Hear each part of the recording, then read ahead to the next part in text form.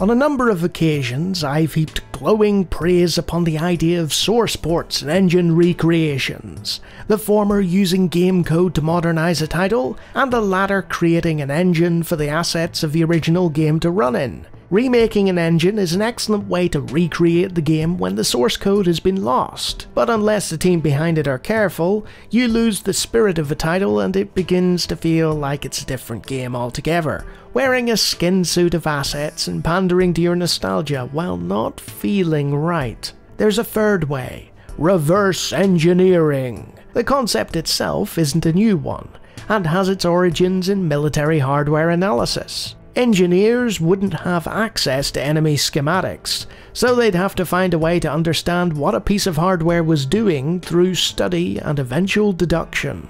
Hopefully not too close if it was a tank aimed in your direction. What does that long thing do? Let me just stick my head down there. Think of it like a pile of jigsaw pieces. All the component pieces are there save for the box with the picture, but you need to figure out what enough of these pieces do before you can build the bigger picture that the jigsaw represents. Then you find some of the pieces are missing and you throw the entire thing out in frustration. Except you don't have to here. It doesn't have to be creating a one-for-one copy of whatever it is you're deconstructing. As long as engineering has been a thing, there have been mechanically minded souls that love taking things apart to see how they work. This is no different.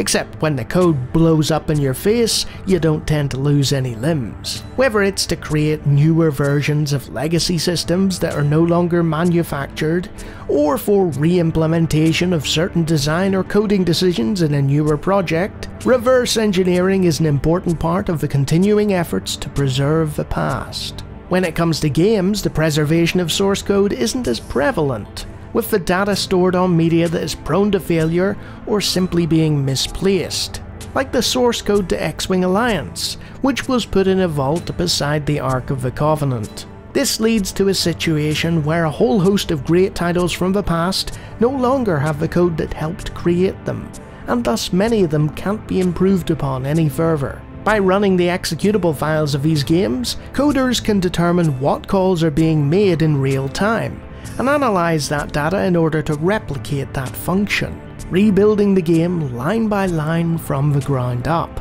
But if the game is already perfect and bug-free, why would we need to reverse engineer the code? Take those nostalgia goggles off. Even TIE Fighter had bugs, and even the most die-hard fan of retro gaming can acknowledge that there have been numerous technological improvements in the last 20 to 30 years. Whether it's something like widescreen support, better sound, improved graphical rendering and effects, better controls, or simply higher frame rates. Some of these things can be alleviated by emulation, but there are hard-coded limitations in every game that can't be circumvented this way. I'm of the belief that a lot of classic games from DOS and early Windows times are better than their modern equivalents in all but the technological stakes. It's easy to point to examples like Doom and Might and Magic 6 or even Sensible World of Soccer to see titles that are still being played to this day, with all kinds of fan patches and remakes and source ports adding technological improvements. Software engineers don't just stare at the code like they're gazing into the Matrix. They have programs that analyze the executable and pick out functions, which allows them to replace those assembly blocks with their own high-level implementation. They do this gradually, spotting bugs and gaining an understanding of the context of the code that they're replacing, and the code they're rewriting in turn. The end goal is to have a high-level modern language executable that's a translation of the previous work and performs all the calls of the old executable from the same set of data. And because it's written in a more modern language, it can be rewritten and improved upon, unlike the previous code which had been lost up till that point. In addition to all the technical improvements, this can also lead to things like community servers for online games that had previously been shut down, native support for modern operating systems, and bug fixes for games that can no longer be patched by a developer. It really is a win-win situation, because technically the re-implemented code isn't using any copyrighted material, it's not used commercially, and it still requires the original game assets. This can lead to a spike in interest for a game that does have a digitally licensed version available, resulting in more purchases and money for the company, with absolutely no effort required on their part. Some developers and publishers will greet community modernization with praise, like Dave Westman of Impeller Studios, who helped design the original missions for TIE Fighter, and publicly came out in support of a TIE Fighter total conversion. Or they may simply support the project's aims through non-interference. That's not always the case though.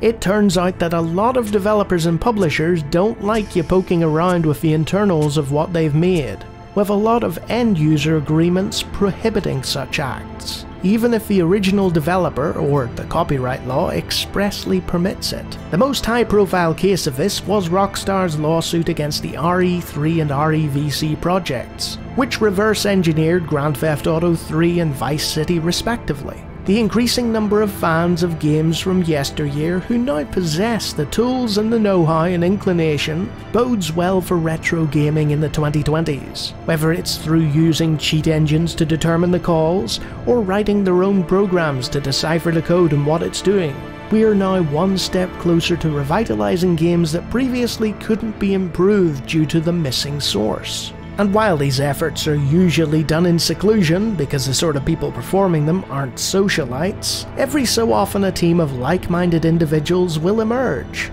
and the fruits of their labours turn out to be superior than the majority of low-budget releases for the game in question from their publisher, regardless of the methodology behind it. Go play the latest version of Transport Tycoon and then compare it to OpenTTD for a high-profile example. And that's what excites me so much about reverse engineering, even though I only have a layman's grasp upon it. There can be a faithful marriage of original design and coding with modern-day enhancements bolstering and improving it, so the community doesn't have to rely upon cash-grab remasters or altered works on digital storefronts. Game after game, revival after revival, players, developers, and most importantly publishers will learn that it's not nostalgia that drives these recreations, but a genuine void in the gaming landscape that hasn't been properly filled since. Links to every project featured in this video can be found in the description. And if you enjoyed this video and want to see some more scripted stuff from me, I've got like 100 videos there in a playlist you can click. And you can check out the channel as well. I have hundreds and hundreds of videos all about gaming from the past. Feel free to take a look, and if you like what you see there, you can subscribe. Until next time.